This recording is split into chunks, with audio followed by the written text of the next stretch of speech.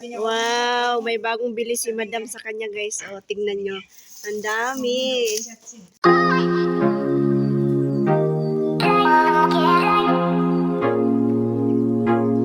What's up, guys? Good morning. So ayan, super excited ako ngayong araw, guys, kasi guys, darating na yung kasama ko galing Pilipinas. So kagabi tumawag siya sa akin na sa Dubai na daw sila, may stopover yung eroplano doon. So super excited ako, guys, kasi kahit papaano may kasama na ako dito sa bahay.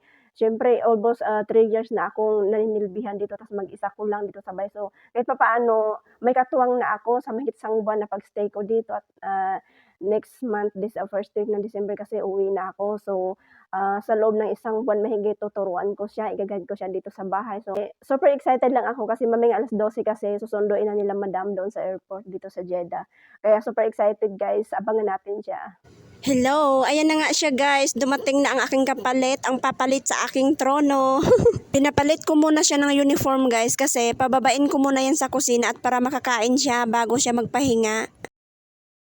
So ayun, dumating na talaga sa wakas yung kasama ko, guys. So ngayon, pinapahinga ko muna doon sa kwarto kasi syempre 12 hours na biyahe niya galing Pilipinas hanggang dito sa Jeddah, sa Saudi. So ngayon, ang sabi ko sa kanya, matulog ka na muna dito at bukas ng umaga kasi, guys, may mga bisita kami. So syempre, magulo dito, mapapagod talaga kami, kaya sabi ko sa kanya, matulog ka ng maaga, matulog ka ng maayos ngayon, at mamaya pag akit ko dito ng 11:00, sabi ko sa kanya, dadalan na lang kita ng pagkain. So ngayon, after nun, bumaba na ako at bumalik ako dito sa kusina, guys, kasi tingnan nyo naman, napakagulo, wala akong kasama ngayon dito maglinis, mag-isa ko lang. So ngayon, ito, maghugas muna ako ng pinggan at katatapos lang din kasing kumain ng aking mga amo. So ayan, ang daming kalat, guys. Ito, tingnan nyo naman itong krupo. Krupo ito, guys, niluto ko kanina para ito bukas kasi yun nga, dagdag ito sa pagkain ng mga bisita ni Modra. So ayan, maraming kalat dito, guys. Maghugas muna ako ng pinggan at pagkatapos nito, dadalhan ko ng pagkain yung kasama ko sa taas at sigurado na luluto na yun. Gisingin ko na lang siya. So, bye-bye muna! Ayan, guys, pagkatapos kong hinatid sa kwarto yung aking kasama ay bumalik agad ako dito sa kusina para maghugas ng mga pinggan. Dahil sa mga oras na ito, guys, katatapos lang kumain ng aking mga amo, kaya sabi ko kay Madam na pagpahingain muna natin, Modra, yung aking bagong kasama kasi alam kong pagod na pagod yun at alam nyo naman, guys, na 12 hours ang biyahe galing Pilipinas hanggang dito sa Jeddah, sa Saudi. So alam na alam ko talaga na pagod yun at saka sabi nga niya sa akin para daw siyang lumulutang yung kanyang kaluluwa kasi nga first timer yun, guys. So alam na alam ko talaga kung ano ang nararamdaman niya sa mga oras na ito kasi alam nyo naman ang first timer talagang nandyan palagi ang homesick, di ba? Kaya habang naghuhugas nga ako dyan ay buti na lang at tinulungan nga ako na itong kasama ko. Yan, guys, ay nag-aalaga yan siya sa nanay ni Modra. So kapag free time niya, tulog yung alaga niya, tinutulungan niya talaga ako dito sa kusina. At habang naghuhugas nga kami dyan ay napag-usapan namin na gagawa kami ng macaroni salad at dadalhin namin sa kwarto para may makain kami habang magmamaritisan kami doon sa aming bagong kasama. At nung natapos nga kaming magligpit dito sa kusina ay gumawa na nga kami, guys, ng macaroni salad at para naman may maisalubo nga kami doon sa bago naming kasama at para din malibang siya, guys, kasi nakita ko talaga kanina sa mukha niya na lungkot siya. Bukod sa pagod pa ang itsura niya, nalulungkot din talaga siya, guys. Syempre, first time niyang malayo sa pamilya niya, 'di ba?